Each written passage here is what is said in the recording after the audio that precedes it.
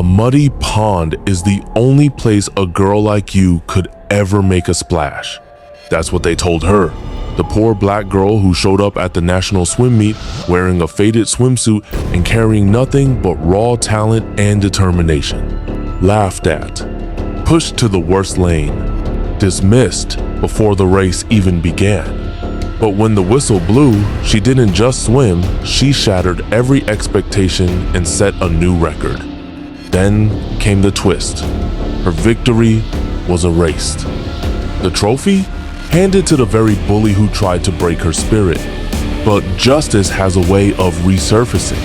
And in the rematch, under the eyes of a nation, the truth couldn't be buried any longer. Before we dive into this powerful story, tell us, where are you watching from? Drop a comment. We'd love to hear your thoughts.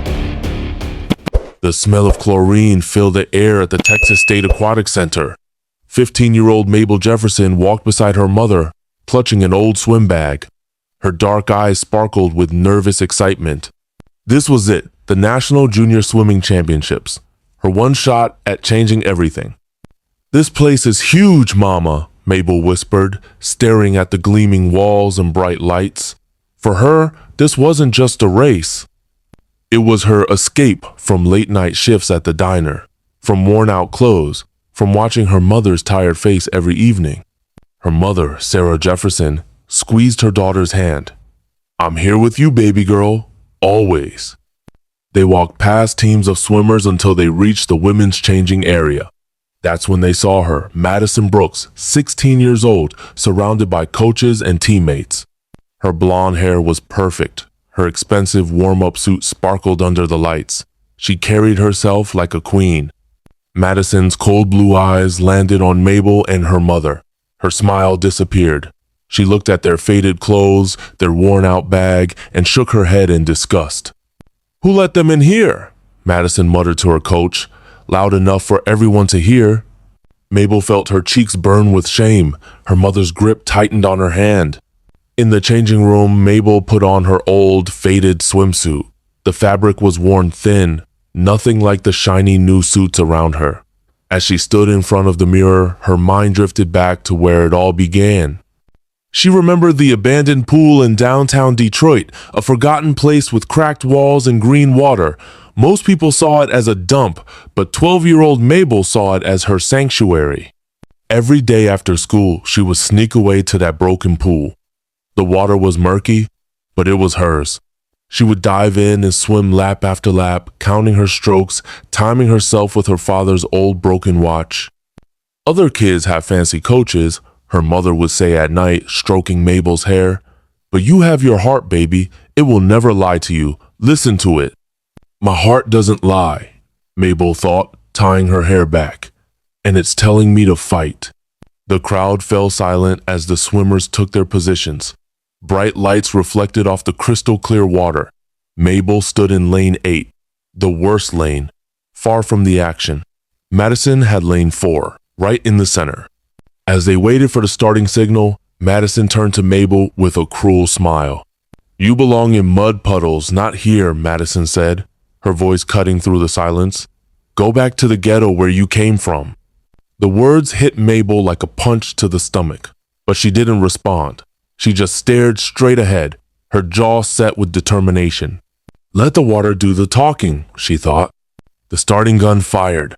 Both swimmers dove into the water like bullets. Madison shot ahead immediately, her perfect technique on full display. The crowd cheered for the golden girl from California. But Mabel found her rhythm. Stroke after stroke, she moved through the water like it was her second home. This wasn't just about winning. It was about proving that dreams don't have a price tag. Slowly, steadily, Mabel began to catch up. The crowd grew quiet as they watched the girl in lane 8 surge forward. Stroke by stroke, she closed the gap. Then she pulled ahead. The audience gasped. Madison's face twisted in panic as she saw Mabel passing her. She pushed harder, but it was too late. Mabel's hand slammed against the wall first. The scoreboard lit up. New record. The crowd erupted. Sarah Jefferson jumped from her seat, tears streaming down her face. "That's my baby!" she screamed. But the celebration was short-lived. The referee looked nervous, sweat dripping down his forehead. He kept glancing at the VIP section where Madison's mother, Patricia Brooks, sat with other wealthy donors.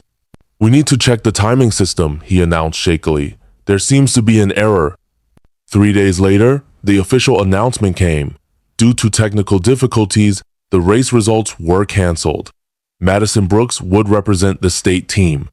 That night, Madison posted a photo on social media, her holding a trophy, smiling like nothing happened.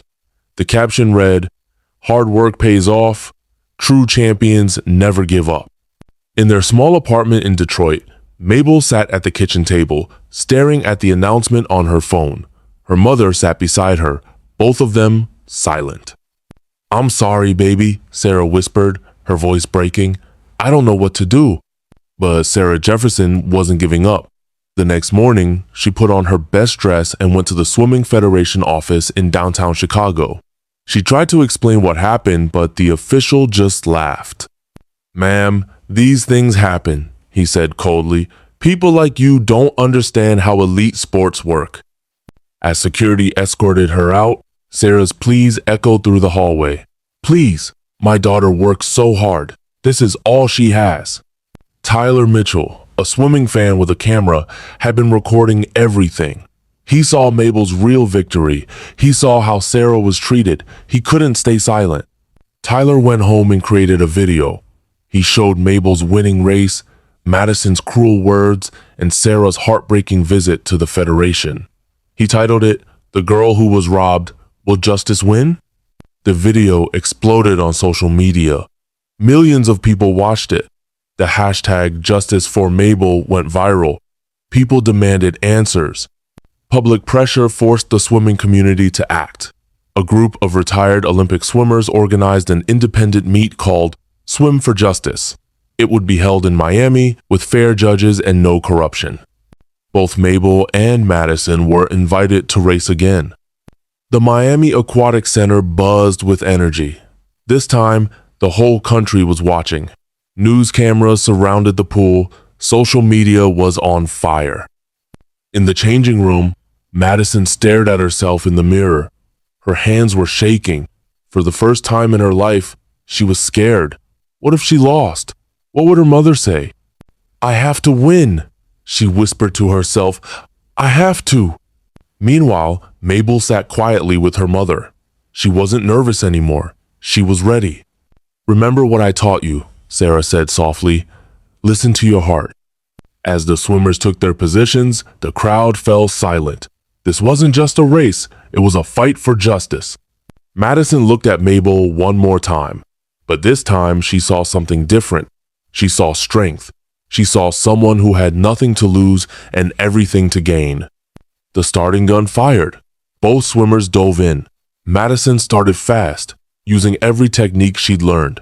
But Mabel swam with something Madison didn't have: pure heart. Stroke after stroke, Mabel pulled ahead. The crowd went wild. This time, there were no timing errors, no corrupt officials, just two swimmers and the truth.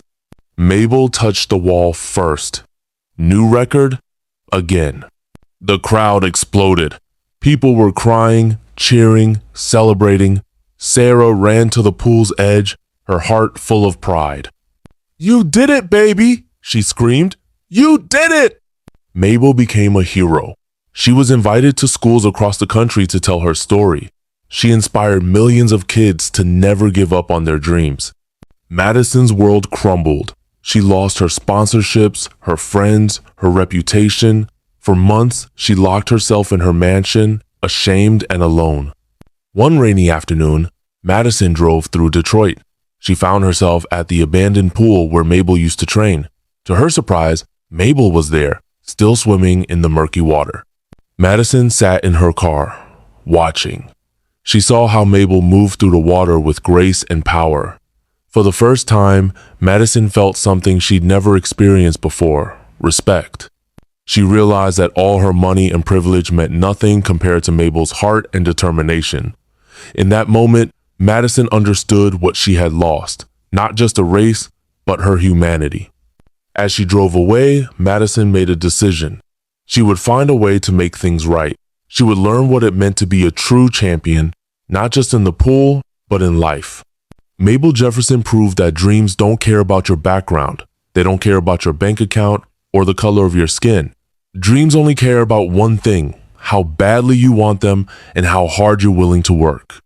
In the end, the pool of dreams was big enough for everyone, but only those who swam with their hearts could truly win. Success isn't about where you start.